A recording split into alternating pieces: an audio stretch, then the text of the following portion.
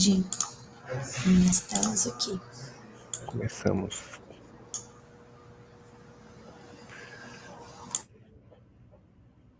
Bom dia, pessoal. Tudo bem? Bom dia. Queria agradecer a presença de vocês aí. Juliana, por favor. Obrigada, Douglas. Bom dia a todos, bem-vindos ao nosso segundo webinar, sobre Deep Techs. Hoje a gente vai dar continuidade aí à jornada de descoberta do universo de inovação e ciência. Eu sou a Juliana, da equipe Sinova, Departamento de Inovação da UFSC, e o Douglas Veronese é especialista em projetos e relacionamento com ICT da Emerge. Hoje, então, a gente vai conversar sobre os cases de Deep Tech que tiveram sucesso em levar a ciência da bancada até o mercado, e abordar também um pouco sobre os mecanismos de transferência de tecnologia. Então, eu passo a palavra aí para o Douglas, ele vai começar a apresentação e a gente vai conversando ao longo do webinar. Obrigada, pessoal. Boa. Obrigado, Juliana. Então, aqui, aproveitando o gancho, então, eu tenho trabalhado aqui na Emerge muito nessa agenda de proximidade com ICTs, principalmente as universidades, que é onde está a nossa pesquisa, e nessa agenda de incentivar e ajudar, muitas vezes, a esses grupos de pesquisa entenderem quais são os caminhos para levarem suas soluções da bancada até o mercado. A gente tem, então, uma apresentação, a gente vai passar por ela, vocês fiquem à vontade aí para escrever dúvidas, comentários pelo nosso chat, e a gente vai puxando aí alguns dos comentários de vocês, vai, de fato, trazendo vocês para a discussão. A gente vai dividir a nossa apresentação em algumas partes, então a gente vai apresentar um pouco de conteúdo, depois eu e a Juliana vamos debater, ela vai trazer um pouco da perspectiva da UFSC, e dependendo do comentário de vocês, a gente já aproveita e puxa durante a própria apresentação, tá? Então não precisa deixar para o final. Bom, deixa eu colocar aqui na tela o material e iniciar deixa eu colocar aqui em tela cheia, pronto.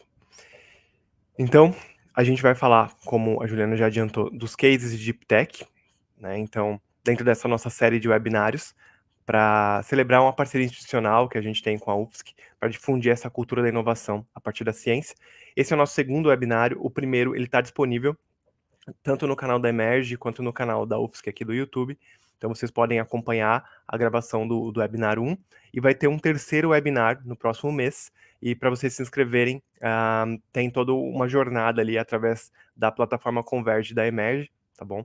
Qualquer dúvida, eventualmente a gente avisa vocês aí pelo site, manda os links, a gente está divulgando isso ao longo dessas semanas e vai continuar divulgando até o último webinário, tá certo?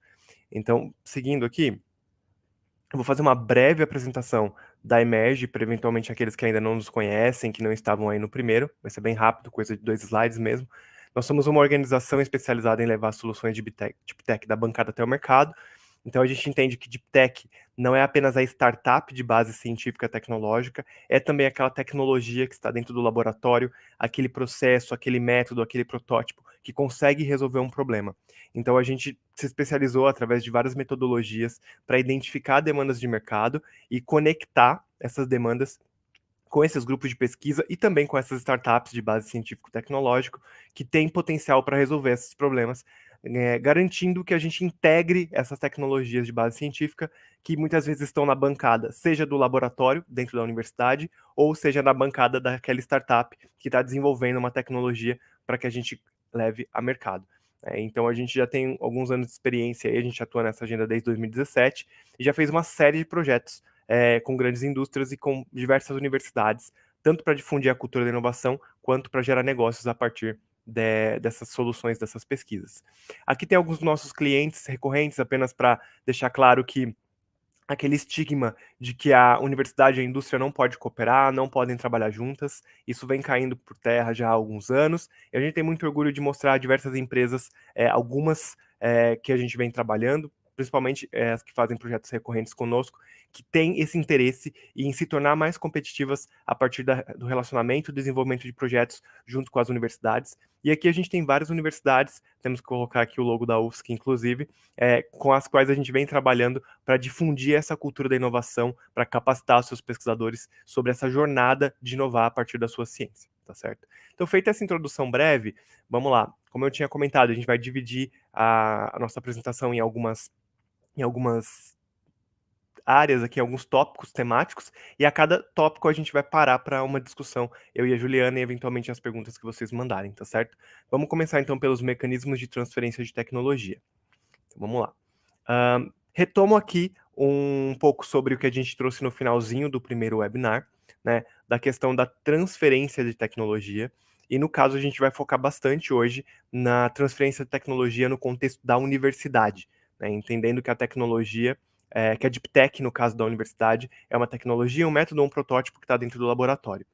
E aí, os principais mecanismos de transferência de tecnologia que a universidade faz uso hoje é a prestação de serviços, as parcerias de P&D, patente com licenciamento, transferência de know-how, embora existam outros mecanismos previstos aí a partir da Lei de Inovação e do Marco Legal da Inovação, como, por exemplo, compartilhamento de laboratórios. A gente não vai entrar muito nesse detalhe dos laboratórios hoje, a gente vai focar nos que a gente tem visto que a maioria das ICTs tem usado mais, tá? Que são esses 4 principalmente. E no caso, a geração de spin-off acadêmica também entra como uma das formas de transferência de tecnologia. A gente vai tocar um pouco nesse assunto da spin-off acadêmica também, tá?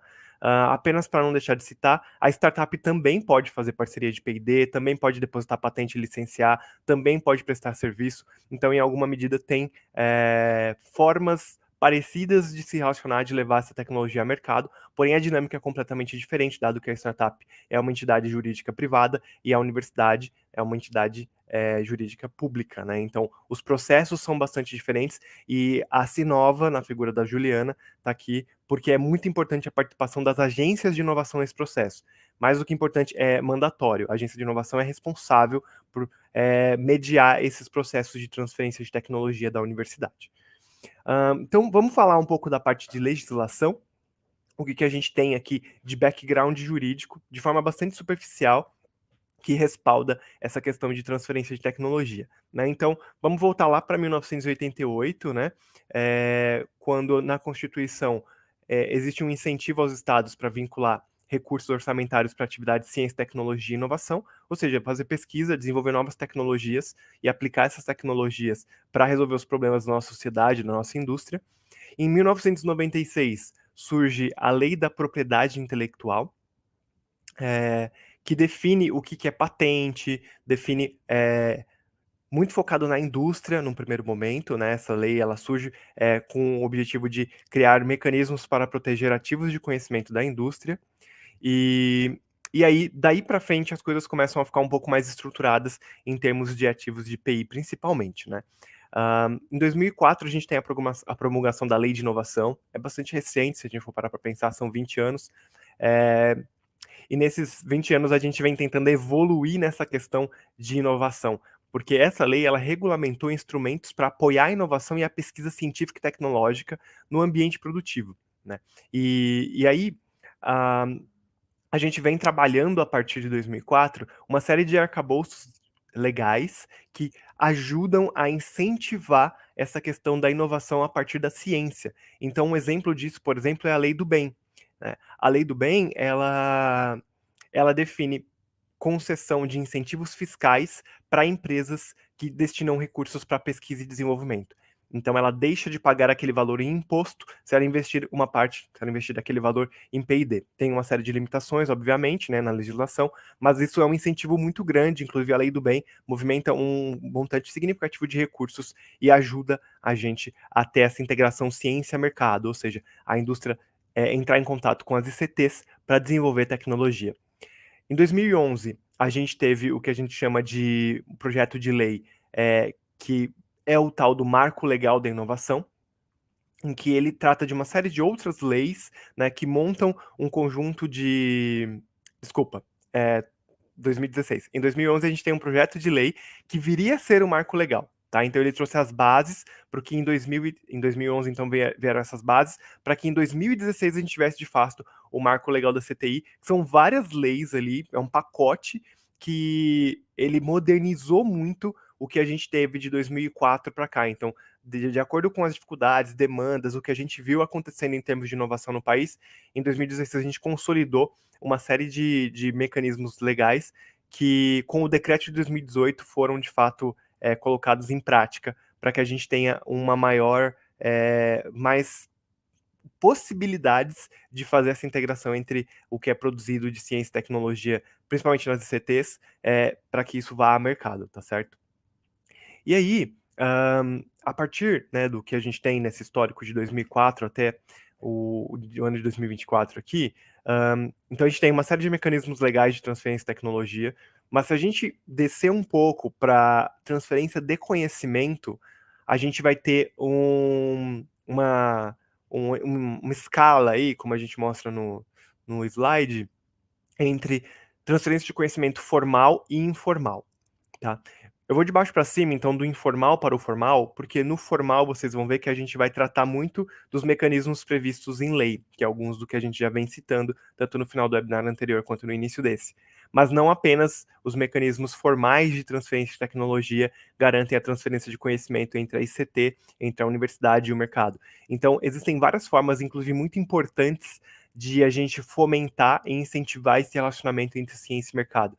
Vamos falar sobre o networking. Então, os alunos de pós-graduação, os egressos, os professores participarem de eventos que agreguem indústria e conhecimento científico. É muito importante isso. Então, essa conversa, muitas vezes, fora do ambiente da universidade, e às vezes dentro também, a gente tem uma série de ações interessantes espalhadas pelo país, em que a universidade faz eventos dentro do campus e convida parceiros da indústria, convida indústrias que ainda não são parceiras para conhecer um pouco do que está acontecendo dentro da universidade. Isso gera um networking que é muito positivo para muitas vezes abrir as primeiras portas para um relacionamento que depois se torna formal. Ele começa informal e ele se torna formal. Né? Então, dentro do networking, a gente tem essas conferências conjuntas, como eu comentei. Existe a possibilidade de se publicar em conjunto. Então, tem algumas iniciativas de empresas que já têm um olhar um pouco mais avançado para P&D, que têm feito pesquisa junto com alguns centros. Então, tem publicações. No Brasil não é super comum, né? Em outros países isso acaba sendo mais comum. Publicações de empresas em conjunto com grupos de pesquisa, né? Com universidades. A gente também tem os projetos dos estudantes, né? Então, dependendo do contexto, do incentivo da universidade, alguns projetos do estudante, inclusive TCCs, podem, inclusive, estar vinculados a demandas de mercado, podem estar focando em resolver um problema da região, um problema local, e isso é uma forma de transferir conhecimento. O próprio estágio, né? O aluno, ele está levando o conhecimento da universidade, o conhecimento que ele tem trabalhado ali na graduação, na pós-graduação, no caso, mais da graduação, no caso do estágio, para dentro de uma indústria.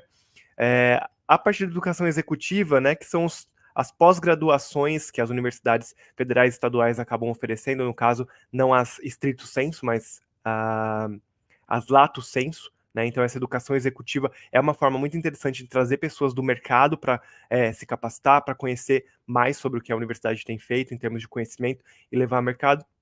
A pesquisa colaborativa, né, que está aí bem no meio do caminho, então ela é quase ali a transição para os mecanismos formais, né, então é quando você tem a empresa e a universidade, muitas vezes, uma entidade jurídica privada e uma pública fazendo alguma pesquisa colaborativa, num primeiro momento, talvez é uma troca de informações, ainda um namoro inicial, nada muito confidencial, e que depois isso vai evoluir muitas vezes para um convênio de P&D e outras coisas que aí entram no formalismo, né. Então, consultoria e serviços, serviços entendam prestação de serviços, é uma forma de formalizar essa relação, é uma forma formal de transferir conhecimento.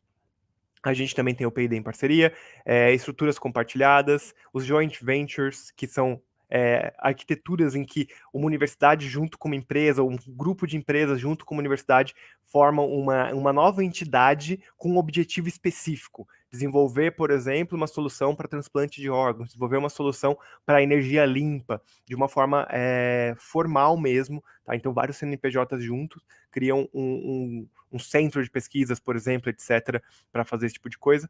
A gente tem o processo de patente e licenciamento, e a gente tem as spin-offs e startups. Isso é muito importante de citar, porque a gente vai trazer alguns cases de sucesso aqui, né, que estão no processo aí de levar o conhecimento, no caso, a tecnologia da bancada até o mercado, e startup e spin-outs ou spin-offs são mecanismos, em alguns casos, existem modelos para a criação de spin-offs, para que você pegue o conhecimento, estruture um negócio e leve ele a mercado. É muito importante esse processo e alguns centros utilizam isso como método, de fato, dentro da sua estratégia de transferência de tecnologia, tá certo?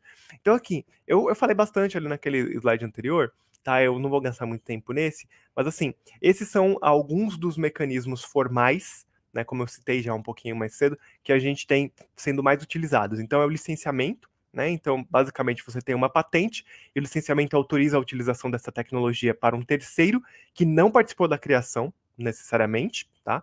Pode ter participado também em alguns casos, né? Acho que a Juliana pode complementar depois. E é uma forma de você transformar essa tecnologia em algo rentável, ou seja, levá-la ao mercado.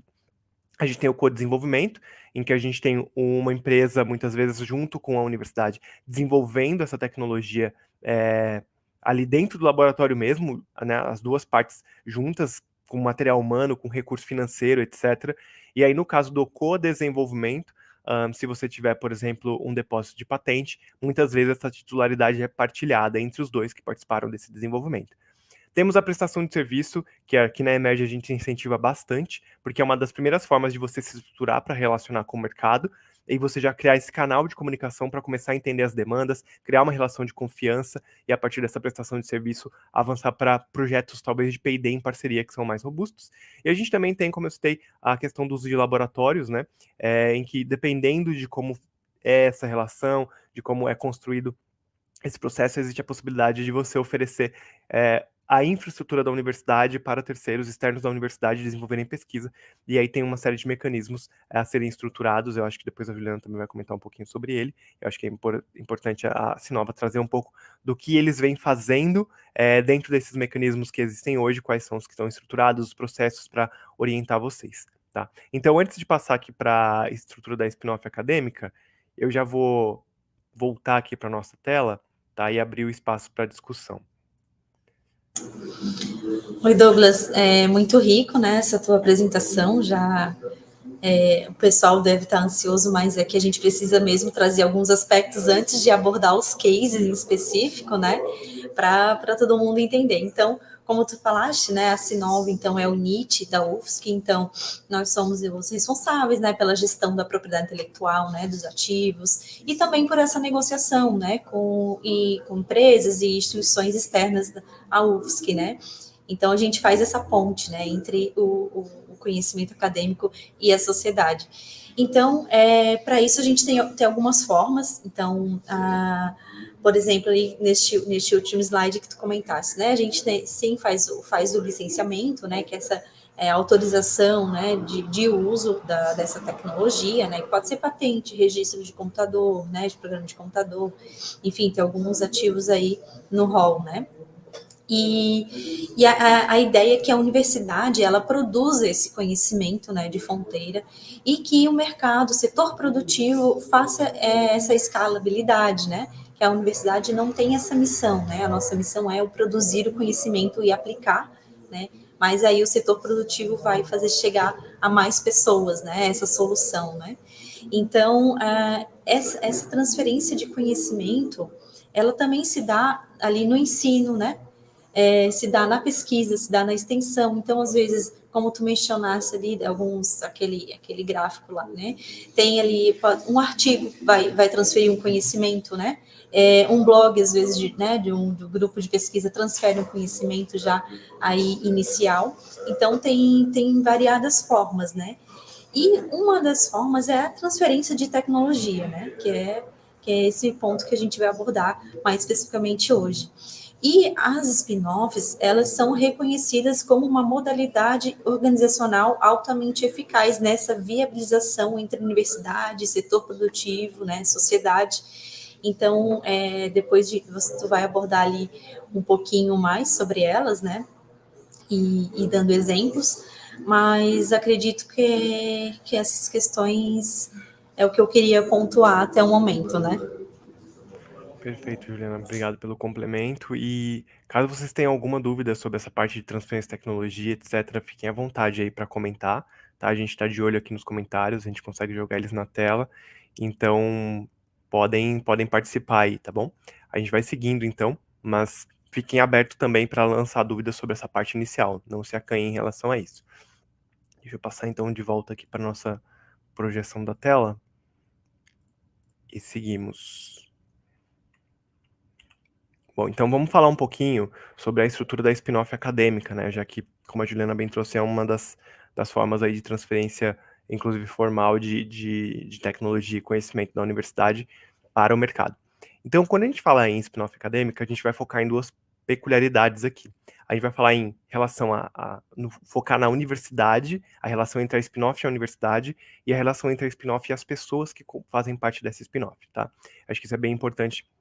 Dado que a gente vai trazer alguns cases, alguns exemplos, cada um tem uma característica diferente, né, uma estrutura diferente. E é importante entender quais são essas estruturas, até para que, dado que você tem um ativo que você percebe que tem o potencial de resolver um problema de mercado, você entender como e mais ou menos o que se pode, o que está previsto na legislação em relação à estrutura para você eventualmente fazer parte desse empreendimento. Então, quando a gente fala entre a relação da spin-off com a universidade, a gente vai abordar 3 pontos: a questão da tecnologia, da patente e dos laboratórios, tá? Então vamos começar com a tecnologia. Então, vamos pensar em diferentes estágios que essa tecnologia está, tá? A gente pode dizer o seguinte: a tecnologia existe, ou ela é uma adaptação da tecnologia, ou é uma tecnologia inexistente, tá? No caso da tecnologia inexistente, o que que você tem que fazer muitas vezes, né? Então, pensando na spin-off, tá? Então, a spin-off que trabalha uma tecnologia inexistente junto com a universidade, ela vai fazer um co-desenvolvimento. Então, para fazer esse co-desenvolvimento, qual que é o trâmite contratual? Você tem que fazer um acordo de parceria para P&D, tá certo? Então, isso é quando você está trabalhando uma tecnologia que não existe. Se a spin-off está trabalhando uma tecnologia que já existe e vai fazer uma adaptação dessa tecnologia, a gente está numa modalidade que é a transferência de tecnologia mais o co-desenvolvimento. Então, dado que a spin-off ela vai adaptar essa tecnologia para usar para resolver um problema, ou seja, para levar a mercado, ela vai fazer uma exploração comercial a partir dessa tecnologia adaptada. Então, quais são os contratos envolvidos nesse processo? A gente vai ter que ter a licença, então o licenciamento ou a cessão de know-how, licenciamento de know-how, mais um acordo de parceria para P&D, né? Porque vai licenciar uma tecnologia que existe e vai adaptar ela junto com a universidade. Então a gente está considerando que esse processo vai ser feito de adaptação em parceria, né? Principalmente porque muitas vezes a spin-off, quando a gente fala em Deep Tech, que é um tema que a gente trouxe ali de definição no webinar passado, demanda essa estrutura, demanda esse apoio, muitas vezes, da academia. E quando a gente tem uma tecnologia existente, então indo aqui de baixo para cima, né? Aí a gente tem simplesmente uma modalidade de transferência de tecnologia. Então, o tipo contratual utilizado nesse relacionamento entre a spin-off e a universidade é a licença, então o licenciamento da tecnologia ou licenciamento de cessão de know-how, tá certo? Então, essas são os pontos importantes a se considerar em relação à tecnologia quando a gente fala da spin-off e da universidade. Quando a gente fala em relação à patente especificamente, que é um dos principais mecanismos, a gente tem aí nos últimos anos as universidades trabalhando fortemente para depositar patentes, né?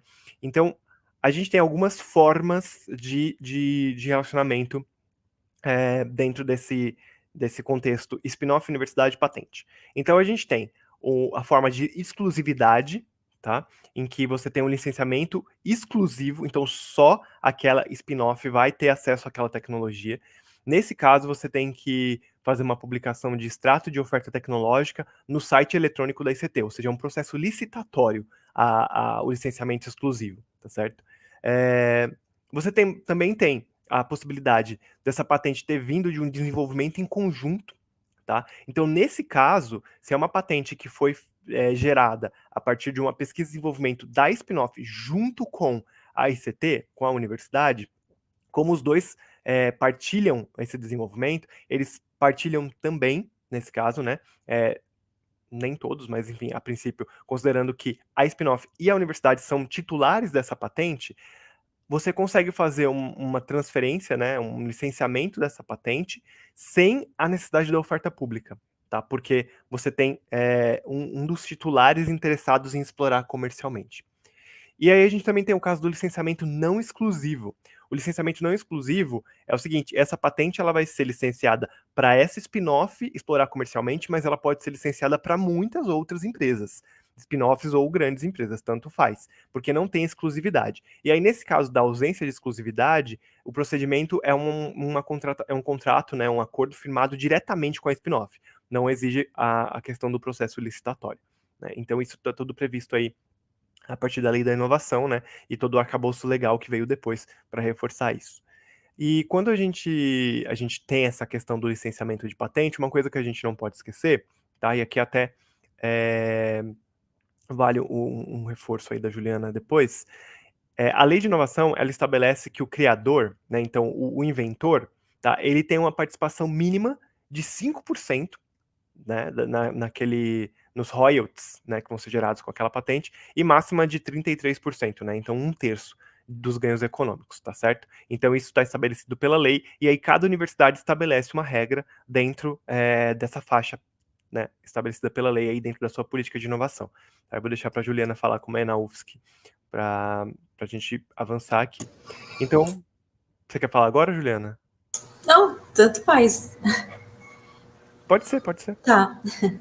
Não, a nossa, tá ali no chat, né? Já coloquei ali para o pessoal a nossa resolução. Então, ali no artigo 16, ela menciona os ganhos econômicos, né? Então, ali a gente faz essa divisão de 1/3, né? Sendo um terço para a coordenadoria de gestão da PI, né? Outro terço para a unidade acadêmica ou órgão que foi realizada essas atividades que geraram a criação intelectual, e aí 1/3 para os autores da criação. Então, a gente aborda dessa maneira aqui na UFSC. Perfeito. Tá, então, partes iguais aí para os inventores, né, e para as outras partes envolvidas no caso, né, a universidade e a unidade. Então, vamos lá. Temos um exemplo aqui, então, só para ficar um pouco mais claro, né, dado isso que a Juliana trouxe. Digamos que a UFSC licenciou uma patente inteiramente por ela desenvolvida, com royalties de 5% sobre o faturamento do produto fruto dessa tecnologia. Se a empresa faturar 100, tá, com esse produto, então ela vai pagar 5, né, a UFSC no caso. Esses 5, então, ficam divididos da seguinte forma, tá? 1/3 fica com a Sinova, né, a Sinova, que é a agência de inovação. 1/3 vai para a unidade acadêmica, a Sinova, no caso, que representa a UFSC, né? 1/3 vai para a unidade acadêmica e 1/3 fica com os pesquisadores e inventores, tá? Então, acho que, se eu não confundi nada, Juliana, é exatamente isso que você trouxe aqui, né? Isso, Douglas, e só para complementar, aproveitando que a gente está fazendo essa troca, esse recurso que vem para a Sinova, a gente faz aí a manutenção das patentes junto ao NPI, né? Então, a gente paga anuidade, paga os depósitos, então a gente utiliza esse recurso para essa finalidade. Perfeito. Bom, então, seguindo aqui, agora a gente vai falar um pouquinho sobre laboratório. Bem brevemente, tá? Existe aí na lei de inovação, e com o marco legal isso evoluiu também, a possibilidade da ICT, mediante uma contrapartida financeira ou não financeira, por um prazo determinado e nos termos do contrato de convênio, compartilhar os seus laboratórios, equipamentos e instalações, bem como permitir a utilização. Essa parte de compartilhamento de laboratório, eu acho que a Juliana é a melhor pessoa para falar sobre como é que está a situação, mas assim, a gente como Emerge tem falado com muitas universidades, lidado com muitas agências de inovação, núcleos de inovação tecnológica, isso ainda é um desafio para a maioria dos NITs, né? Os NITs são os núcleos de inovação tecnológica, ou as agências de inovação que fazem a gestão dessa API. É uma coisa que a gente vê muito potencial, principalmente quando a gente fala em Deep Tech, já que a Deep Tech precisa ter acesso ao laboratório, mas a gente precisa ainda vencer algumas barreiras que são desafios aí de insegurança jurídica, etc., para construir bem esses processos. Eu acho que vale um comentário, Juliana, sobre essa parte. Então, Douglas, a gente aqui, por enquanto, está resolvendo caso a caso, né? Então, todos os pesquisadores que têm essa iniciativa pode contatar a Sinova, que a gente vai direcionar. E a gente está se empenhando aí para, em breve, colocar a nossa regulamentação própria para uso de laboratório. Perfeito. Bom, agora a gente passa, né, da universidade e vamos falar sobre as pessoas que muitas vezes estão envolvidas nessa spin-off acadêmica. E tem duas pessoas que é muito importante a gente saber como podem se relacionar com a spin-off, que são os bolsistas e os professores. O egresso, que já concluiu seu programa de pós-graduação, sua graduação, ele já não tem mais um vínculo com a universidade, ele saiu com aquele conhecimento que ele adquiriu, ele tem praticamente 100% de liberdade aí de decidir como ele vai aplicar o conhecimento dele. Agora, as pessoas que, no caso, estão dentro dos programas, sejam servidores, né, a gente está colocando professor aqui, mas vale para qualquer servidor, tenha vínculo com a universidade, e os bolsistas, ou seja, que estão no programa e têm bolsas, eles precisam entender um pouquinho, com uma certa cautela, o que eles podem e como eles podem estar relacionados aí dentro da spin-off acadêmica.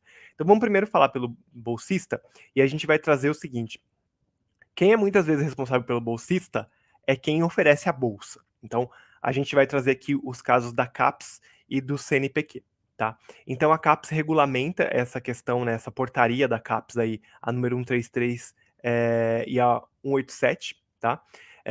Regulamentam aí como que o aluno de mestrado, doutorado e pós-doutorado pode trabalhar essa questão de atividade remunerada, a sua bolsa junto com a atividade remunerada e outros rendimentos. Então, aqui tem algumas informações, tá certo? E basicamente o que se diz aqui é o seguinte: que isso é bem recente, tá? Inclusive, pessoal, a CAPES ela permite que o aluno de mestrado, doutorado e pós-doutorado acumule atividade remunerada e outros rendimentos, tá? Então, mas existem algumas regras, obviamente, para que isso seja permitido, tá certo? Então, primeiro, no caso das bolsas de mestrado, doutorado e pós-doutorado, assim, não pode ter duas bolsas de mestrado, doutorado e pós-doutorado de mesmo nível, de mesma estrutura, tá? Então, você não pode ser bolsista ser bolsista de mestrado em dois, enfim, CAPES e CNPq, por exemplo, ou CAPES e FAPESC. Não dá. Mas está previsto que você pode receber rendimentos de outras fontes. Então, no caso, o bolsista, isso tudo tem que ser comunicado para a CAPES, tá? Você tem que avisar para a CAPES do que está acontecendo. Mas o bolsista ele pode atuar dentro da spin-off acadêmica, inclusive recebendo rendimentos. Mas, enfim, tem que comunicar a CAPES direitinho, explicar o que está acontecendo e etc, tá certo? Por quê? É importante encaminhar para a CAPES essa situação para ela dar a anuência. E o orientador também vai ser consultado, mas assim, existe a possibilidade, a CAPES ela já evoluiu nesse critério de permitir que a pessoa seja bolsista e também tenha um outro rendimento, tá certo? Então esse é um primeiro ponto. Já o CNPq, a situação é um pouco diferente, né? O CNPq ele é bem mais restrito em relação a isso, né? Então a gente tem ali algumas resoluções normativas que dizem o seguinte: que o aluno, para ser bolsista, no caso, ele precisa de demonstrar que ele está afastado e sem remuneração ou salário, tá certo? Então ele não pode ter nenhum tipo de vínculo empregatício, funcional. Na verdade, ele pode ter o vínculo, mas ele não pode receber remuneração por isso. Tá? Então, onde que a gente quer chegar? Só para ficar claro, para não ficar confuso para vocês. A spin-off acadêmica é uma entidade jurídica privada que vai gerar lucro. Tá bom, quando você está dentro de uma spin-off, quando você tem uma empresa, você pode trabalhar nessa empresa e você pode receber por mês, como se você fosse um funcionário. No caso, se você for sócio, você recebe uma coisa chamada prolabore. A grande pergunta aqui é o seguinte: para o bolsista, ele já tem uma bolsa, ele pode também receber rendimentos da empresa, ou seja, ele pode receber um salário. No caso do CNPq, cabe a consulta ao CNPq e pode ser que sim, você consiga receber um salário por trabalhar na sua spin-off e ao mesmo tempo manter a sua bolsa. No caso do CNPq, no caso da CAPES pode, no caso do CNPq, claro, consultando eles, no caso do CNPq não necessariamente. No caso do CNPq você não pode ter rendimento, tá certo? Você pode sim participar de uma spin-off, você pode ser sócio, mas você não pode ser, no caso, um sócio administrador no primeiro momento, ou você não pode ter rendimentos de salário. Você pode ter participação nos lucros porque você é um sócio cotista, mas você não pode ter nenhum tipo de rendimento, tá certo? O CNPq só permite acúmulo de rendimentos nessas duas situações que estão aí no item F, tá certo? Então, se você tiver uma bolsa e for contratado como professor substituto na instituição de ensino, você pode acumular. Então, o salário de professor substituto mais a sua bolsa. Mas, assim, em termos de empreendedorismo, em termos de spin-off acadêmica, você pode sim ser bolsista e ter uma spin-off, mas você não vai poder ter salário dentro da sua spin-off, tá certo? Então, esse é um ponto muito importante. Espero que tenha ficado claro. Qualquer dúvida, vocês mandam aí no chat se for confuso, tá? Agora vamos falar sobre o servidor. O professor, né, o que se define? A gente tem uma série de legislações que definem a questão do exercício do magistério, né, e do servidor, no caso, a dedicação exclusiva ou não exclusiva, etc. Então, tem uma lei de 1990 que já dizia que o servidor ele não pode participar da gerência ou administração de sociedade privada, personificada ou não personificada, ou exercer comércio, mas ele pode ser acionista ou cotista, tá? Então, isso já se previa ali numa lei bem antiga.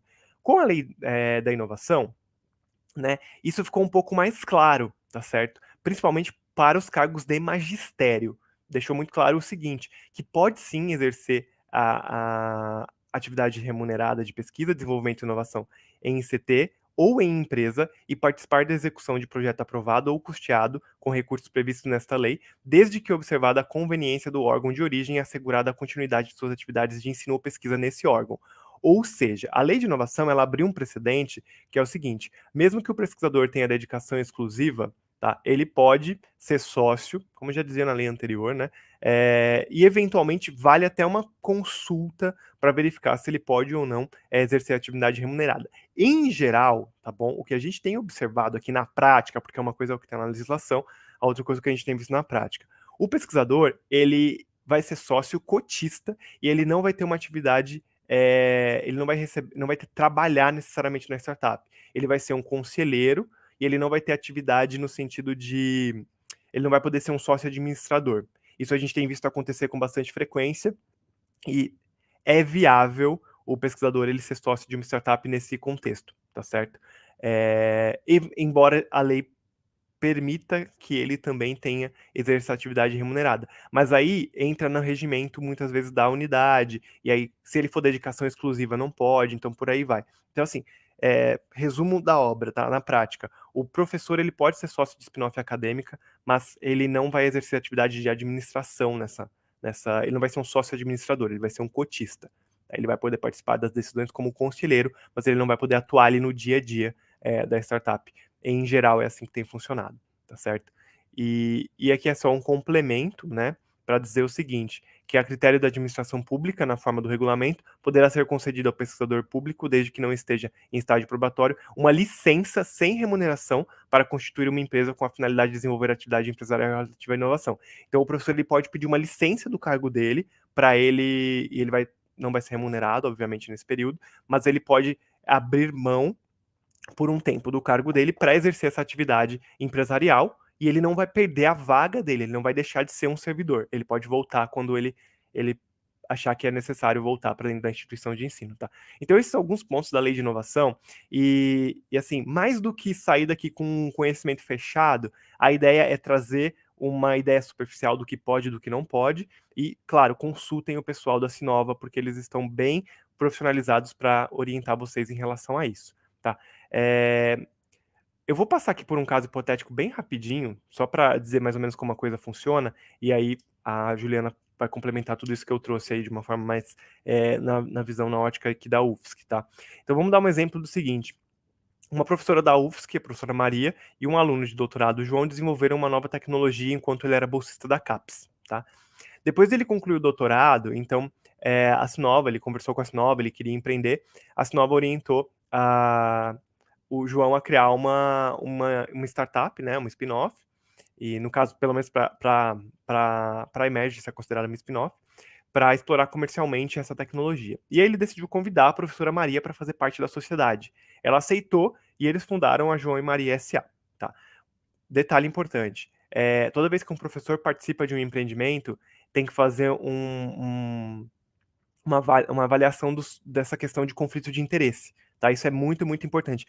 Para viabilizar qualquer spin-off acadêmica, sempre tem que fazer tem uma conversa bastante séria em relação à resolução de conflitos de interesse, né? Para que o conhecimento e a pesquisa gerada na universidade não se misture com o conhecimento e a pesquisa que está sendo feita na startup. Nesse caso, resolveu-se aí o conflito de interesse e a professora Maria virou sócia dessa empresa. Como essa tecnologia ainda não estava totalmente finalizada e precisava de otimizações, vai naquele caso que eu falei em alguns slides, foi estabelecido um acordo, né, um convênio de pesquisa e desenvolvimento entre a UFSC e essa spin-off para concluir esse desenvolvimento. Então, dado que eles fizeram um P&D conjunto, né, a partir daquele conhecimento inicial do doutorado do João, e desenvolveram foram além na construção desse conhecimento, dessa tecnologia, essa tecnologia foi patenteada sob titularidade partilhada, então uma parte da UFSC e uma parte da João e Maria SA, né, porque teve esse desenvolvimento conjunto, ok? Então, essa titularidade é dos dois. Dado que a titularidade é dos dois, então celebrou-se um contrato de licenciamento exclusivo da tecnologia, como eu comentei, que está previsto ali naquele outro slide também, né? Quando a titularidade é partilhada, você não precisa fazer necessariamente uma licitação para fazer esse licenciamento exclusivo, mas eles poderiam também ter optado por um licenciamento não exclusivo, caso eles vissem que não precisava dessa exclusividade para ser competitivo no mercado. A partir desse momento, então, que a gente tem uma tecnologia que foi desenvolvida dentro de um programa de pós-graduação, depois surgiu uma empresa, essa empresa, junto com a universidade, desenvolveu mais ainda essa tecnologia, evoluiu ela em termos de maturidade tecnológica, a ponto de valer a pena patentear. Isso foi patenteado e depois foi transferido o direito de exploração comercial para a spin-off. E aí, nesse caso, digamos que essa spin-off deu muito certo no mercado, cresceu, etc. Se ela faturar, por exemplo, 100 milhões ao ano e tiver um contrato de royalties de 3%, então a UFSC, no caso, né, fica com 3 milhões aí de royalties, sendo que 1 milhão fica para o João e Maria como inventores, já que eles eram inventores dessa patente que foi depositada com a UFSC, né? E o restante fica ali para distribuir na universidade, né? Então aqui tem até um exemplo aqui hipotético, considerando custos, etc, e por aí vai. Mas assim, a ideia aqui é dar uma noção para vocês mais ou menos de como acontece esse fluxo, né? Como acontece esse processo de saída dessa tecnologia indo ao mercado e envolvendo esses contratos, envolvendo todo esse processo de transferência de tecnologia, tá bom? Deixa eu ver aqui, eu vou parar por aqui, porque agora a gente vai para uma outra parte, né, que são os cases, e abrir para a Juliana complementar aí a minha fala. Então, por favor, Juliana. Obrigada, Douglas. Então, o professor Daniel, ele fez um questionamento ali para ti, Douglas, não sei se puderes depois dar uma olhada, e ele também comentou ali da questão da licença, né, e só para complementar também, ele questionou ali desse desenvolvimento em conjunto e a exclusividade. Responderam ali no chat, né? O Ronaldo respondeu. Isso está na lei de inovação, né? O marco legal federal que a gente segue. Então, a Sinova também segue essa legislação. Então, quando uma empresa desenvolveu em conjunto uma tecnologia com a universidade, de acordo com a lei, essa empresa pode ter a exclusividade de licenciamento, né? Então, é isso que está ali, é uma prática que a gente faz muito aqui na UFSC, né? Então, a maioria dos nossos licenciamentos decorrem desses acordos de pesquisa que resultaram numa tecnologia patenteável, né? E só para complementar também ali das formas de participação, né? Por exemplo, de servidor em spin-off, então a gente pode pensar em algumas como a bolsa de pesquisa, então é uma forma, a atividade de extensão também, né? Os serviços técnicos especializados também são trazidos ali no marco legal. Tem a bolsa de inovação, tem essa licença para empreender, né? E também a participação nos ganhos de transferência de tecnologia, que é o que a gente abordou aqui, né, no último slide. Então, a gente vai, no próximo webinar, né, a gente vai abordar o potencial da UFSC nesse sentido, né? Mas eu acho que já deu uma boa ideia aí de como tanto o bolsista quanto o professor podem atuar na spin-off, né? Então é importante considerar todos esses aspectos para a gente trabalhar de forma com segurança, né? Então aqui o NIT da UFSC também ele preza muito por dar essa segurança jurídica aos nossos pesquisadores. Perfeito. Bom, eu acho que a Juliana já trouxe algumas questões bastante importantes, o Ronaldo também já respondeu algumas coisas. Eu não sei se ficou em aberto alguma questão aí do professor Daniel, mas eu vou trazer essa questão aqui da API, tá? Vou até jogar aqui na tela para vocês verem, né? Então, existe alguma iniciativa da Emerge de alterar a lei de IPI para criar mecanismos como o provisional e o divisional que existem na legislação americana? Hoje, depositar no Brasil primeiro, não é viável. Então, só explicando um pouquinho, eventualmente, para quem não entendeu muito bem a pergunta, nos Estados Unidos existe um mecanismo de proteção de IPI, né? Que é o provisional. Então, é uma patente provisória, tá? O que é essa patente provisória? Então, é uma patente mais simplificada que você pode depositar inicialmente, tá? Então, você tem a ideia de que aquilo que você está desenvolvendo pode vir a se tornar um produto competitivo, que vai ter interesse da indústria colocar no mercado, etc. Mas ainda está num começo. Você ainda não tem a coisa tão fechada, então, mas você já quer proteger isso. Então, existe uma possibilidade de você fazer essa patente provisória. Se eu não me engano, tá? Professor Daniel, se você tiver mais informação, você pode até me complementar aí. Ela vale por 1 ano, essa provisória, tá? Ela tem uma validade, porque ela não é uma patente. Então, ela é um pedido provisório de patente. Então, é bem mais simples de construir, né? Imagino que os custos também sejam bem menores, mas você já consegue proteger aquilo que você está fazendo. E aí, a gente tem uma questão muito importante quando a gente fala em patente versus pesquisa, que é o seguinte: o pesquisador, a métrica dele ainda é publicação. Por mais que a CAPES hoje já esteja olhando para critérios de inovação, etc., ainda a métrica principal para o pesquisador é publicar. Então, o pesquisador está fazendo uma pesquisa. Se ele publicar, isso cai em domínio público. Se cair em domínio público, não pode patentear, porque tem 3 critérios de patente, né? E um deles envolve essa questão de não ser óbvio. E a partir do momento que se torna público esse conhecimento, ele passou a ser óbvio, porque qualquer um pode ler aquilo e aplicar aquilo. E aí fica essa disputa eterna entre publico, porque eu tenho métrica para publicar, ou eu espero, seguro esse conhecimento para tentar depositar uma patente. E aí, nessa luta eterna, muitas vezes, até pela pressão, pela necessidade de publicar, muitos ativos, muitas tecnologias que teriam potencial, acabam perdendo o potencial de se tornarem patentes porque teve que publicar, tá certo? O caso dessa patente provisória permite que você faça um pedido de patente provisório e, em paralelo, você vai publicar, você vai para congresso, etc., porque aquilo já está protegido. E nesse período de patente provisória, você pode evoluir a sua tecnologia, validar um pouco mais, conversar com potenciais empresas que têm o interesse de integrar aquilo e verificar se faz sentido, de fato, transformar aquilo numa patente de verdade, de fato, num pedido de patente, que não seria o provisório, que seria o definitivo. E aí, a partir dessa provisória, você constrói a patente definitiva, tá? Então é isso que tem, por exemplo, nos Estados Unidos ali, na legislação americana, e que é muito interessante, por sinal, né, esse processo. E aí a pergunta dele, né, dado que eu contei essa história, é se existe no Brasil algum mecanismo parecido, ou alguma intenção de se criar esse provisional aí.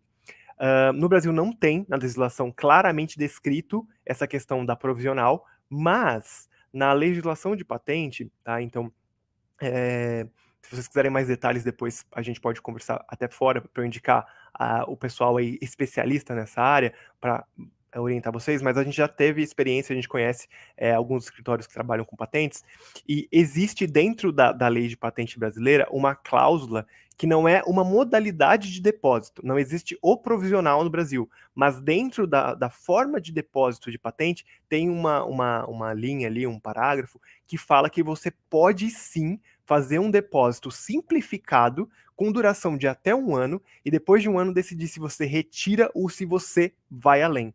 Isso dá para usar da mesma forma como um provisional.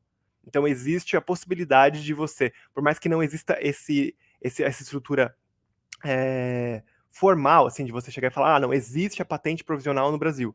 Tem um mecanismo dentro da lei de patente que funciona da mesma forma como um provisional. Então tem alguns especialistas aí em PI, que inclusive prestam serviço para universidades, que fazem uso desse detalhe aí no depósito de patente para fazer esse processo como se fosse o provisional, embora não se chame provisional no Brasil. Dá para você fazer um depósito simplificado, que por 1 ano ele fica restrito, fechado, e você tem 1 ano para decidir se você patenteia ou não, tá certo? Então isso é uma coisa bem interessante, professor Daniel, que assim, dado que você está interessado, depois pode mandar um e-mail via Juliana, aí você pode entrar em contato comigo, a gente pode passar o contato de algumas pessoas que têm trabalhado nessa agenda, tá, e conseguido fazer esse tipo de processo com ICTs, tá certo? Então isso eu acho muito legal de falar, inclusive, eu descobri isso recentemente também, né, faz coisa, sei lá, de 1 ano e pouco. Eu achei extremamente interessante e falei, ué, por que isso não é mais divulgado? Porque não tem mais gente usando isso. E eu acho que sim, professor Daniel, seria interessante isso não ser um detalhe da nossa lei de patente, isso se tornar de fato um mecanismo que seria muito útil para essa questão da inovação a partir da ciência, tá certo? Um outro ponto que eu não sei se cabe esclarecimento aqui, acho que talvez já esteja um pouco dentro do que eu comentei, Ele comenta aqui, ó, para a tecnologia, hoje não é viável depositar. Hoje, depositar no Brasil primeiro não é viável para uma tecnologia séria, pois cai na primeira litigação do due diligence do concorrente, né? Então, assim, uma coisa, eu não sei se é esse o ponto, tá? Se não for, mas o que eu peguei da sua pergunta é nessa due diligence, né, nessa análise aí, você acaba caindo porque isso já se tornou público, caso você tenha levado isso a um congresso ou feito uma publicação. Não sei se era esse o ponto que você quis dizer, tá certo? Mas eu entendi isso. Se não for isso, por favor, reforce. Mas, enfim, eu acho que essa questão da patente, tem outra questão muito importante de patente quando a gente fala no Brasil, tá? Patente demora muito no Brasil. É absurdo o quanto demora. Isso não pode continuar dessa forma. A gente precisa ter processos mais ágeis, porque até a exploração comercial disso fica comprometida. De tanto tempo que demora para sair a patente, né? Para todos os efeitos, a gente considera que foi feito o pedido já está valendo. Porque demora, às vezes, assim, é absurdo mesmo. É coisa de 10 anos para sair o resultado do INPI. Não faz o menor sentido esse tipo de dinâmica. Existem alguns fast tracks que a gente tem que saber muito bem como usar, tá certo? Então tem, se eu não me engano, um que é para inovação mesmo, né? Coisa assim, inovação tecnológica, e tem o fast track de startup. Então, na hora que você constitui a entidade jurídica, a gente falou sobre a estrutura jurídica da spin-off acadêmica, hoje tem uma lei, que é a lei das startups, que você consegue colocar no contrato social que aquilo se trata de uma startup que vai fazer o desenvolvimento, que tem uma busca por um modelo de negócio inovador, e a gente colocando isso dentro da estrutura de constituição do CNPJ, você ganha fast track, inclusive para análise de patente. Então você é priorizado e você consegue reduzir esse tempo de 10 anos para X anos. Eu não sei quanto tempo está saindo, tá? Eu não tenho essa informação, mas é mais rápido, e de fato é mais rápido. E a gente precisa então aprender a utilizar esses mecanismos, porque a forma como as patentes têm sido trabalhadas hoje no Brasil, elas inviabilizam muito forte, então a gente tem que aguarda, né? A gente espera que isso vá melhorar com o tempo, mas enquanto a gente não tem uma média de tempo geral para patentes no Brasil mais baixa, a gente tem que fazer uso desses fast tracks com inteligência, e a universidade, dentro das equipes aí do NIT, tá aí para orientar vocês de como estruturar a spin-off, de como fazer uso desses fast tracks. Então, Juliana, se quiser comentar alguma coisa até sobre isso. Não, então, eu quero aproveitar e divulgar que a gente tem uma chamada de fluxo contínuo, né, o Mentor Inventa, que a gente tem a parceria aqui da UFSC com o INPI para dar mentorias para pesquisadores que querem aprofundar o conhecimento em propriedade intelectual, na redação de patentes, né? Eu vou colocar no chat a chamada, e é bem legal, assim, porque aí consegue, de repente, conseguir em um fast track, né? Então, a gente tem essa parceria com o INPI que pode ajudar os pesquisadores nesse sentido. Boa. E o professor Daniel, ele comentou mais algumas coisas, então, assim, ó, não só, né, em relação a essa questão de patente, né, a gente tem uma parceria aqui com a UFSC, e vocês têm qualquer dúvida, vocês podem nos consultar, tá? Então, falem ali com a Juliana, a gente puxa a reunião, conversa com vocês, para, inclusive, orientá-los sobre outros cases de inovação, outros grupos de pesquisa que estão estruturando seus processos de laboratórios para prestação de serviço. Então, a nossa ideia aqui, a Emerge, né, integrar esse ecossistema, né, ajudar a desenvolver esse ecossistema de inovação a partir da ciência. A gente só trabalha com inovação a partir da ciência. Então, compartilhar essas informações é muito importante, porque o que a gente percebe, conversando com o Núcleo de Inovação Tecnológica, é que existe muita insegurança jurídica ainda. Então, construir esses processos é o maior desafio. Uma vez que eles estão construídos, a coisa vai.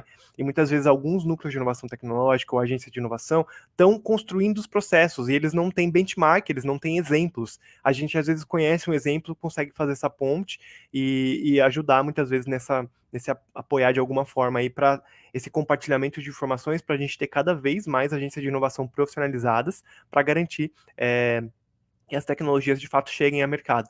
E esse processo de garantir que tecnologia chegue ao mercado está longe de ser trivial. E passa por uma série de pontos que a gente vem atuando, que é desde a capacitação do cientista, porque não é a agência de inovação sozinha que vai fazer esse processo. Ela não vai pegar a sua tecnologia, entender, levar ao mercado, falar com o potencial empresa, fechar o contrato e fazer a prestação de serviço. O prestador está envolvido nesse processo. Ele é o especialista, ele que conhece a tecnologia. Então, ele vai trabalhar junto com a agência de inovação. A agência de inovação tem um papel, o pesquisador tem outro, e esse pesquisador ele tem que estar capacitado, ele tem que estar sensibilizado sobre essa jornada. E um dos objetivos desses webinários é trazer um pouquinho desse caminho das pedras para vocês, para que, né, a agência de inovação sozinha ela não tem braço para fazer a gestão de toda a universidade, que é muito grande, né? Então, isso é um ponto, né? E o outro ponto importante é o seguinte: além do pesquisador estar capacitado, a agência de inovação ela tem que construir esses processos, né? E essa construção ela é colaborativa muitas vezes. Então a gente tem sempre trabalhado nessa agenda de capacitar o pesquisador, fortalecer o ecossistema, e a gente também tem uma atuação com empresas. Então, dado que a gente tem essa parceria com a UFSC, a gente também vai compartilhando com vocês à medida que vão abrindo as nossas chamadas de mapeamento de projetos com demandas qualificadas de empresas para que vocês possam participar desses projetos de inovação aberta, a partir das competências, tecnologias que vocês têm, dizendo, olha, eu tenho uma competência que pode ajudar nesse desafio em energias limpas, nesse desafio em reciclagem de pás eólicas, nesse desafio em novos ativos farmacêuticos e por aí vai, tá? Então, a gente tenta também criar essa oportunidade de ponte para ajudar a ter mais transferência de tecnologia. Mas, enfim. Não, agradeço, Douglas, por esse teu contato aí, né, disponibilizar para a gente também conversar um pouco nesse sentido. O professor Daniel já sinalizou ali que tem interesse. E também deixa claro, né, que a Sinova tem aqui a célula de gestão de propriedade intelectual, a gente atua também junto com o escritório, né, então ele também pode dar aí as consultorias que a gente precisa, né, então às vezes precisa de um outro conhecimento que a gente vai precisar buscar em outro lugar mesmo. Que a inovação é assim, né? Tem sempre uma demanda complexa, diferente e nova que a gente nunca viu, mas a gente está aqui nessa nova disposto para resolver e atender os pesquisadores. Boa. Então vamos seguir para a gente entrar nos cases, que já é a parte final aqui da nossa apresentação. Deixa eu colocar aqui na tela novamente. E vamos lá. Então, os cases a gente vai dividir em dois cases, tá? Um que é focado no pesquisador que não está empreendendo, ou seja, ele não tem um CNPJ, mas ele está levando tecnologia da bancada a mercado. E a gente vai ter outros cases que são de fato de spin-offs acadêmicas, então surgiu um empreendimento a partir da tecnologia. Então, vamos lá. O primeiro case que eu quero compartilhar com vocês é o case do professor Humberto Ferraz, que é da Faculdade de Ciências Farmacêuticas da USP, que é um case de parceria de P&D, tá? E essa história aí de criação do Vonal Flash. O Vonal Flash é um medicamento da Biolab, que é para tratamento de enjoo, basicamente, e é a patente mais valiosa da USP. Então, o medicamento ele foi criado pela USP em parceria com a Biolab, dentro do laboratório do professor Humberto Ferraz, né, da Faculdade de Ciências Farmacêuticas da USP.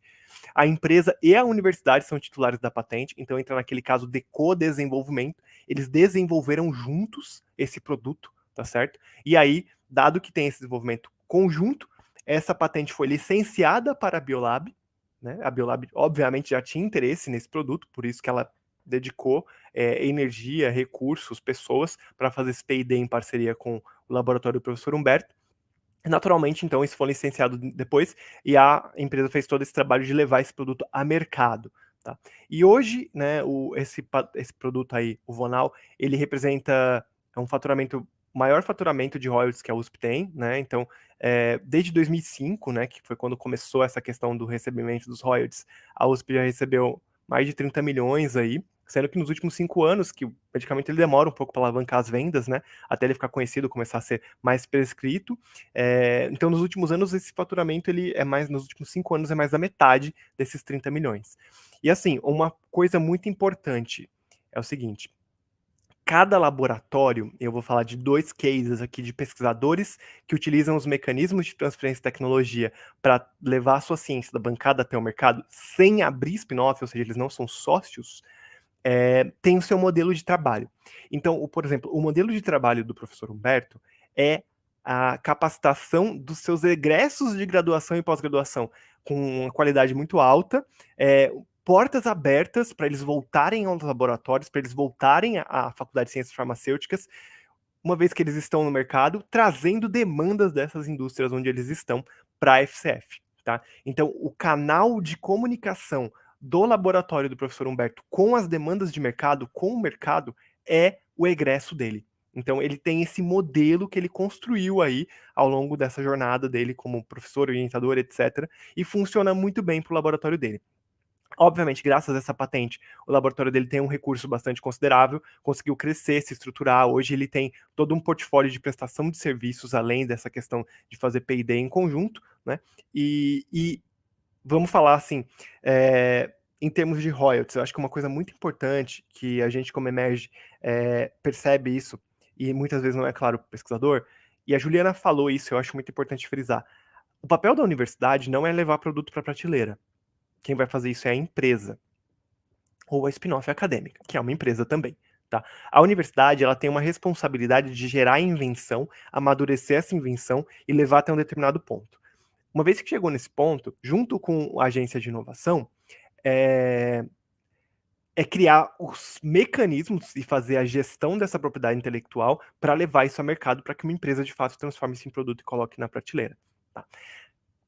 O papel da universidade não é gerar rios e rios e rios de dinheiro através desses mecanismos de transferência de tecnologia. O papel da universidade pública, que é a universidade de pesquisa no Brasil, né? Então toda a pesquisa está praticamente focada nas universidades públicas, pelo menos o maior percentual, é desenvolver o conhecimento, é avançar no conhecimento científico, é formar os profissionais de ciência, tecnologia e inovação que vão para o mercado. Isso não quer dizer que ela não pode ter um modelo de transferência de tecnologia, de criação de spin-offs acadêmicas, para atrair também recursos. Mas, assim, esses recursos, se vocês olharem o faturamento, o orçamento da USP, esses 30 milhões, eles são muito pouco, perto do quanto custa manter uma USP, obviamente. Então, longe de imaginar que, a partir de parcerias de P&D e transferência de tecnologia, a universidade vai se pagar. Esse não é o objetivo da universidade, se pagar com esses processos. Mas pensa o seguinte, no seu dia a dia como pesquisador, esses royalties, e a gente sabe, né, eu passei pelo ambiente de pesquisa, fiz doutorado, etc.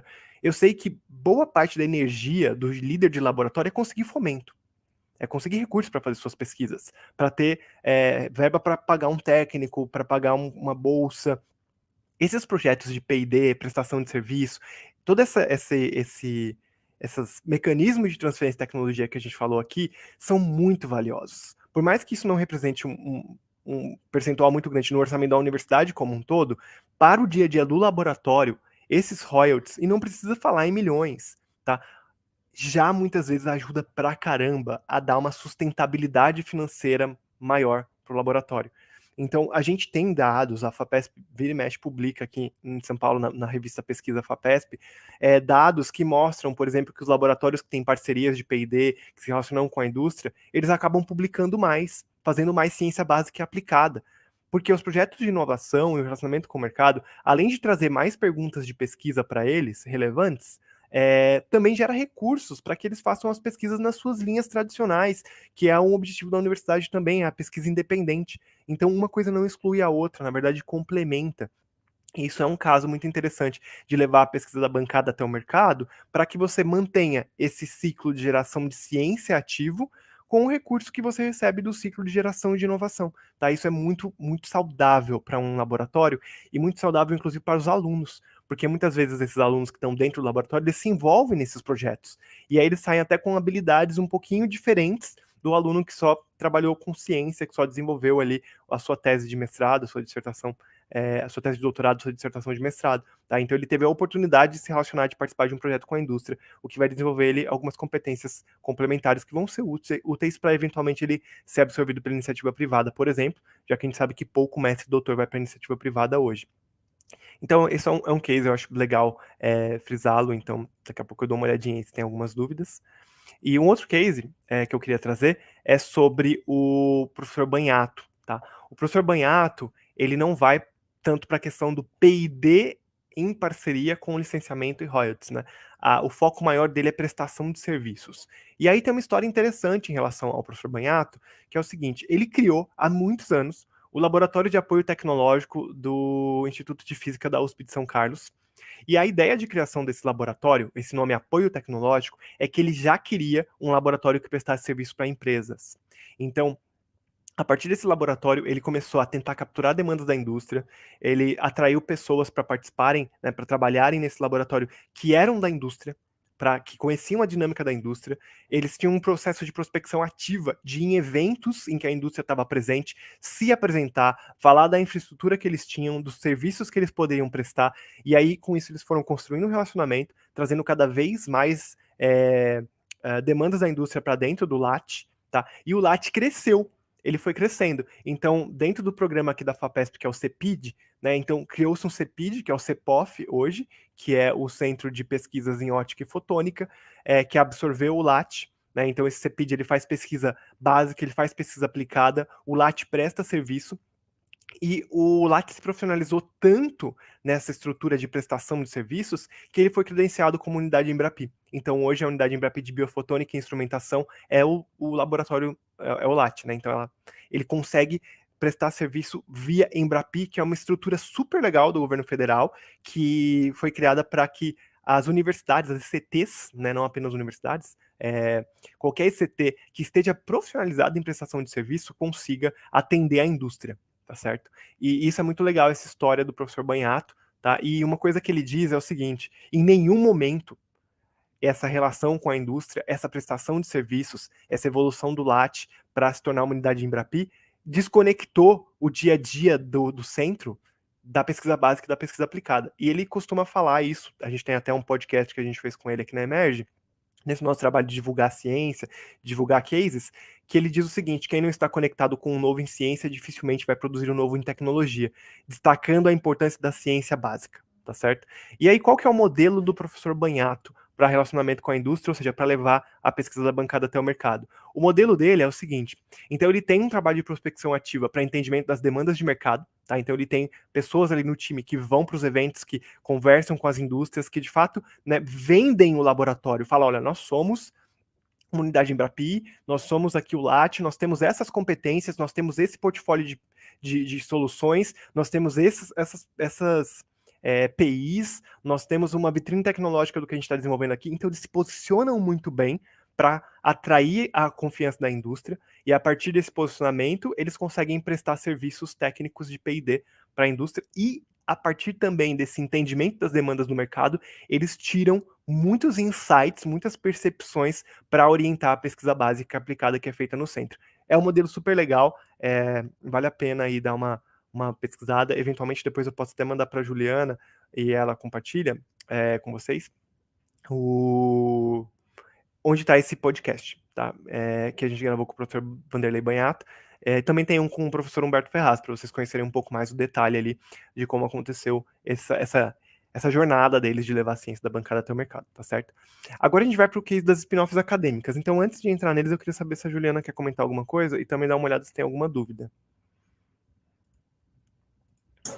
Douglas, não, bem legal. Realmente, né, a UFSC hoje ela tem algumas unidades de Embapri, né? Tem a MUV, Polo, né? Então são reconhecidas, né? E bem importante aqui na atuação, né? Da inovação na UFSC. A gente tem muitos casos de prestação de serviço, né? E não quero citar assim aqui, senão vou acabar não citando um, citando outro, mas a gente analisa aqui, né, emite pareceres, né, todos esses acordos, e é cerca de 200 por ano, né? Então, cases aí a gente tem bastante, a gente pode organizar algum para apresentar na próxima, né, no próximo webinar, que vai ser específico da UFSC, mas eu acho bem importante tu explicares, né, esses cases para os pesquisadores terem uma ideia de como pode ocorrer, né, essa parceria com a sociedade e trazer tantos benefícios, né? Então, Exato. traz benefício aí para o talento, né? Que tem habilidades diferenciadas, né? Que vai também conseguir atuar no mercado de forma mais promissora e traz benefícios para a universidade e para a sociedade. Então, existe uma troca mesmo, né? E não é às vezes, tem que estudar um pouco isso, que às vezes não é uma transferência, é uma troca, né? Uma troca aí de conhecimento, uma troca de recursos, né, entre essas duas entidades.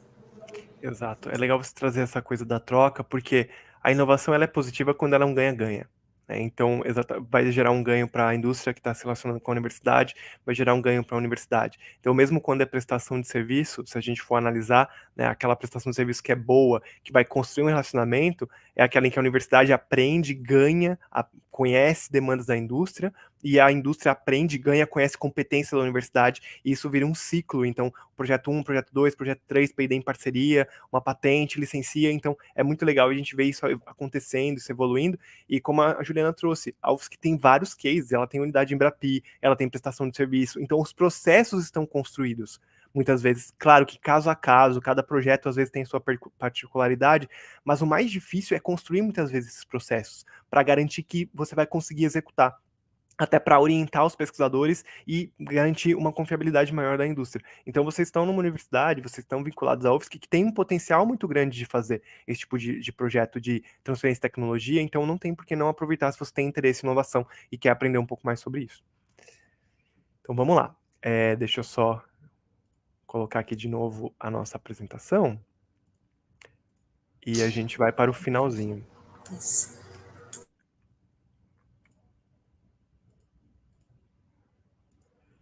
Bom, então vamos para os cases de spin-offs acadêmicas. E aqui eu gostaria de chamar a atenção para as diferentes estruturas nessas spin-offs, tá certo? A primeira que eu vou trazer é a Brain for Care, tá? Ela é uma spin-off bastante interessante, ela é muito antiga, assim, se a gente pensar na história da inovação a partir da ciência, né? A quantidade de spin-offs que a gente tem hoje. E ela nasceu a partir do Instituto de Física e Química, na verdade, o Instituto de Física, né, de São Carlos. Ele nasceu como Física e Química, depois ele separou entre Física e Química. Mas, assim, um professor que tinha, infelizmente ele já faleceu, um perfil muito particular em relação a essa questão da inovação, que é o professor Sérgio Mascarenhas, né? O professor Sérgio Mascarenhas, físico, né, ele teve um problema de saúde, e existia uma doutrina médica chamada doutrina de Monroe Kelly, que dizia que o crânio humano era uma estrutura inelástica e completamente rígida. E existem alguns problemas em que você tem um aumento da pressão intracraniana. Isso gera uma série de condições patológicas, uma série de problemas de saúde, e a medicina não tinha formas não invasivas de medir essa pressão. Porque justamente acreditava-se que o crânio humano adulto era inelástico e completamente rígido, porque é o osso mais duro do nosso corpo para proteger justamente o cérebro. E o professor Sérgio Mascarenhas, físico, né, quando ele começou a entender e descobriu que existia essa doutrina, etc., ele pensou o seguinte: se nem o núcleo do átomo é completamente rígido e tem uma certa complacência, por que o crânio humano vai ser completamente rígido e não vai ter complacência também? Eu tenho total condição, dada a física do universo, de medir uma pressão intracraniana sem furar a cabeça da pessoa. E aí ele contestou essa doutrina de Monroe Kelly, de que o crânio humano era de fato inelástico e completamente rígido, e mostrou que existia viabilidade sim em medir a pressão intracraniana de forma não invasiva.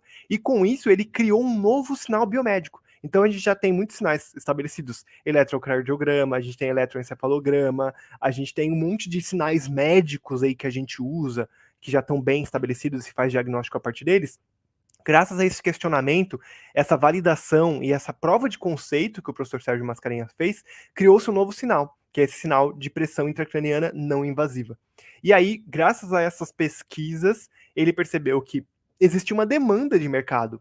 A gente estava com um monte de gente tendo problema de aumento de pressão aí dentro da cabeça e não tinha como medir de forma não invasiva. Ele falou, isso que eu desenvolvi, essa solução que eu pensei, né, pensando muito no meu problema aqui que eu tive, isso vale para todo mundo, isso tem um potencial de mercado gigantesco. Então surgiu a Brain Care, que depois virou Brain for Care, quando ela se tornou internacional, global. E aí a Brain for Care é uma tecnologia de monitoramento não invasivo dessas variações da complacência intracraniana, né, e que fornece para o neurologista e o neurocirurgião informações que qualificam o diagnóstico e proporcionam definir uma conduta médica adequada. Então isso é muito legal. E aqui tem um pouco do histórico da startup. Ciência, inovar a partir da ciência está longe de ser rápido. A gente fala que a Deep Tech ela tem desafios tecnológicos, desafios de mercado, e os desafios tecnológicos fazem com que o ciclo de desenvolvimento seja muito longo. Tá? Então, de 2007, que foi a primeira experiência, né, de expansão e contração da caixa craniana que o professor fez, até, de fato, o início, né, de levar isso a mercado, foram muitos anos. E, detalhe, todo esse conhecimento acumulado que ele tinha permitiu que ele validasse rapidamente essa premissa. Né? Ele já estava num laboratório estruturado, ele já tinha uma tradição, ele tinha muitos anos de pesquisa, então ele tinha acesso à infraestrutura, ele conseguiu prototipar isso dentro do laboratório, isso tudo foi feito dentro da Universidade Federal, do Instituto de Física da USP de São Carlos, né? E aí vocês veem ali, 2007, 2008, 2009, teste clínico, 2010 nasce o primeiro sensor, 2011 desenvolvimento do sensor não invasivo, né?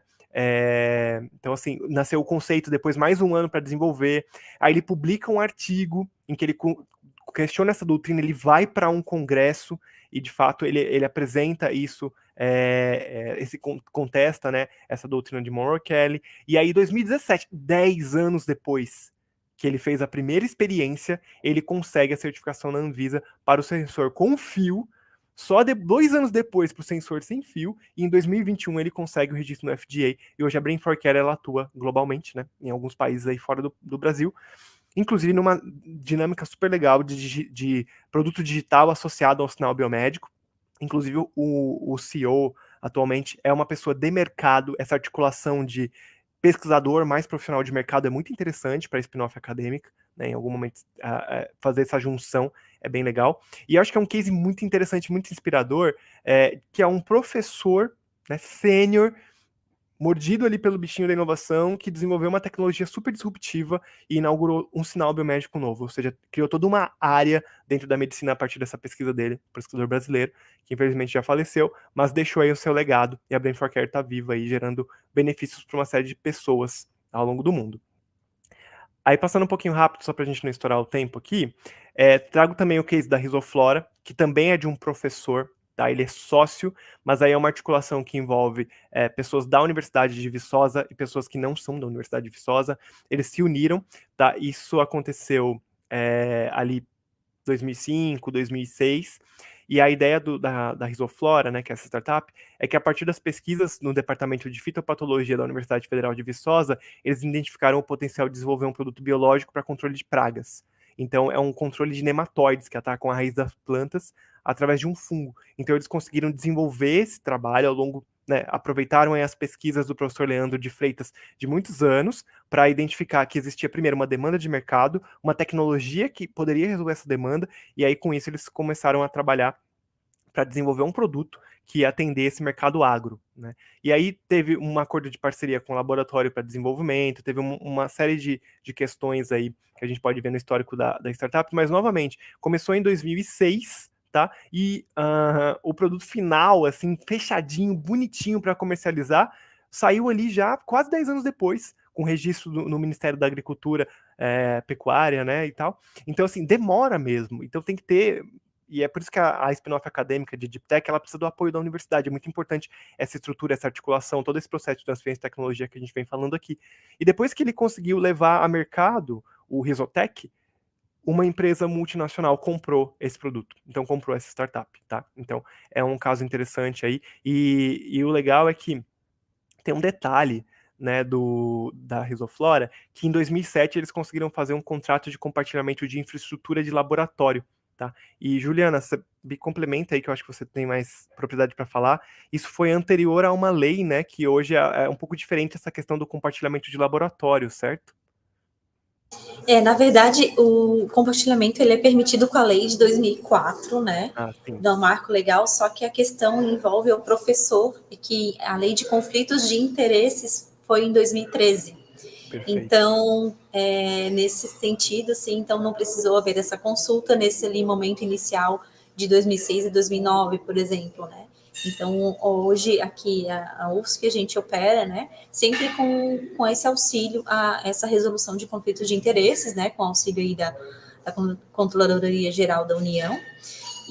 Mas, enfim, eu quero também resgatar um pouquinho, Douglas, que como todos esses cases mostram muito que a gente discutiu no webinar anterior, né, dos conceitos, né, dos conceitos aí de inovação e do ecossistema que gira em torno das deep techs, né? Então, as deep techs, sim, elas precisam aí de um apoio. Então, a gente tem ali os editais de fundações, né, que apoiam nesse sentido, a própria universidade que apoia de outras formas, fazendo essa conexão, né, e dando esse apoio na estratégia de PI, etc., né, e todo esse respaldo que o NIT tem a oferecer, né, e, enfim, assim, eu acho que retrata bem o que a gente discutiu de forma conceitual no webinar passado, né. Com certeza. Com certeza, a importância do ecossistema de inovação para dar força para a Deep Tech. Trago também aqui um outro caso de uma startup, essa é bem mais recente, tá? É a Peptidus. Ela é uma startup que desenvolveu uma plataforma baseada, né, em tecnologia de inteligência artificial para agilizar o processo de desenvolvimento de novos candidatos a peptídeos bioativos. E o legal, assim, por que eu trouxe o case da Peptidus? Ela é bem mais recente, vocês estão vendo aí que ela começou ali em 2017, então ela é novinha, né? Tem apenas 7 anos. Mas ela surgiu dentro de um programa da Emerge, que foi o Emerge Biodiversidade, em que a gente mapeou tecnologias em todo o Brasil que pudessem resolver desafios aí que a gente levantou com a Shea, Braskem, o Boticário e a Ourofino Saúde Animal. Então a gente encontrou, conheceu os pesquisadores da Peptidus, viu que eles tinham uma plataforma super legal e que fazia muito sentido eles fundarem, então, uma spin-off para levar os resultados dessa plataforma em termos de desenvolvimento racional e ágil de novos peptídeos bioativos para o mercado. Então, ali em 2017, que foi dentro de um contexto de pesquisa, foi criada essa plataforma, né? Depois, inclusive, ainda como dentro do ambiente de pesquisa, eles chegaram a licenciar um peptídeo para uma outra empresa, que é fundada por brasileiros, mas está nos Estados Unidos. E aí, em 2021, né, depois de ter participado de um programa da Emerge, eles de fato se tornaram uma spin-off acadêmica, né? Viraram um CNPJ, e aí começaram aí, eles estão há alguns anos trabalhando para levar mais produtos aí no mercado a partir dessa plataforma, e é uma startup que a gente acredita que tem muito potencial, né? Então é um exemplo aí mais early stage no processo em termos de idade. Vamos ver aí se com 10 anos eles já estão, né, muito bem posicionados, como a gente viu nos exemplos anteriores aí. E para fechar, eu trago uma outra que é extremamente recente e está na mídia aí, embora a pesquisa esteja longe de ser recente, que é a FAB-NS, né, que desenvolve instrumentação de ponta para nanotecnologia. Né? Então, a FAB-NS ela é responsável pelo desenvolvimento do nanoscópio óptico com maior resolução do hemisfério sul, e é um equipamento que possibilita analisar e manipular estruturas de altas escalas de resolução, então dá para aplicar isso em diversas áreas que envolvam a nanotecnologia. E o legal da FAB-NS é que ela é uma spin-off de um laboratório da UFMG, que no caso é do Lab-NS. Né? A FAB-NS ela foi fundada em 2020, então ela é super recente também, né? E se instalou no Parque Tecnológico de Belo Horizonte, o BH Tech, recebeu aporte aí financeiro, né, novamente trazendo aí o que a Juliana falou, a importância do ecossistema, né, da Fundep, né, para existir, e eles já exportaram o primeiro nanoscópio para a Alemanha e estão aí com vários processos aí de exportação. Então é muito interessante a gente pensar que a balança comercial brasileira está muito relacionada com a exportação de produtos de baixo valor agregado e importação de alto valor agregado. O que eles fazem é uma inversão desse processo. Eles exportam um produto de alto valor agregado. E aí a gente tem a seguinte, os primeiros estudos, né, do Lab-NS começaram em 2005, né, quando eles estavam começando a trabalhar essa parte de nanotecnologia e começaram a gerar os resultados em termos de instrumentação para o nanoscópio. Então, assim, de 2005 para 2020. Então, são 15 anos de pesquisas para, de fato, você ter um equipamento funcional, que nasceu primeiro para atender uma demanda do laboratório e depois virou, de fato, uma spin-off, né? E aí foi capa da Nature, tá super, assim, bem falada essa spin-off, tá? Exportou, né, nesse ano passado, o primeiro nanoscópio para a Alemanha. A gente espera que exporte muito mais equipamentos aí nos próximos anos. E continua fazendo P&D em parceria, aí no caso, com o Lab-NS, né? Então aqui tem o case, tem um dos pesquisadores, um dos fundadores, que é o Cassiano, que ele é pesquisador associado do Lab-NS, né? E fundador da FAB-NS. Então aí também é um case super legal, bem recente, mas muito interessante, que eu trouxe para vocês. E aí, no caso, o que eu quero mostrar é que, assim, existe uma relação muito forte com o laboratório, mas via esses processos, esses mecanismos de transferência de tecnologia, esse apoio das agências de inovação, é possível você criar um empreendimento a partir desse conhecimento. E é isso que a gente está aqui para comunicar para vocês hoje. Que a Sinova, né, a gente como Emerge, como um agente aí externo, né, apoia super esse processo, esses processos de levar a ciência da bancada até o mercado, mas dentro de casa vocês têm o apoio da Sinova, que está aí trabalhando duro para garantir que a gente tem a spin-off surgindo da UFSC, que a gente tem a prestação de serviço, que a gente tem a P&D em parceria, a partir do conhecimento dos laboratórios, tá? E aí é basicamente isso que eu tinha para apresentar para vocês. Então, aqui tá o meu contato e o do Daniel, caso vocês queiram conversar um pouco mais com a gente. E, Juliana, para encerrar aí, passo a palavra para você. Sim. Então, avisando, né, ao nosso público que a gente tem um acordo, né, de cooperação com a Emerge, então a gente vai conversar aí por alguns anos ainda. Vamos trazer desafios também que a Emerge vai trazer para a gente, para nossos pesquisadores ter a oportunidade de fazer parte dos projetos, né? Então, a gente está começando essa parceria com esses webinars para sensibilizar, né, a comunidade para essa pauta, né? E a gente agradece muito, Douglas, a tua participação. Realmente, a gente consegue agregar muito conhecimento, né, de forma bem clara. E a gente, então, vai continuar essa nossa sequência, finalizar, então, no dia 18 de junho, né, o nosso último webinar aqui, pelo menos desse semestre, né? Então, convido já a todos, né? Então, a gente vai conversar aí sobre o potencial da UFSC para as Deep Techs. E agradecer a todos que participaram, né? A gente vai fazer todas as divulgações, né, desse webinar e também dos links mencionados aqui pelo Douglas. E agradeço, Douglas, você e a Emerge, né, por compartilhar esse conhecimento com a gente. Imagina, eu que agradeço a oportunidade, né? A gente está aí para fazer essas pontes, mais do que fazer as pontes, trabalhar muito próximo aí do pesquisador que deseja empreender, conectando toda essa competência, esse potencial da nossa ciência com as demandas de mercado, né? Para que no fim a gente veja cada vez mais inovação, difunda essa cultura da inovação e dê cada vez mais visibilidade para nossa ciência e o potencial que ela tem para resolver os problemas do mercado da sociedade. Então, mais uma vez, obrigado a presença de todos, tá? Compartilhem o link. Esse link que vocês estão assistindo aí no YouTube, o material vai ficar gravado e disponível, então compartilhem com os colegas de laboratório, com os alunos, etc., para que eles conheçam também isso que foi falado.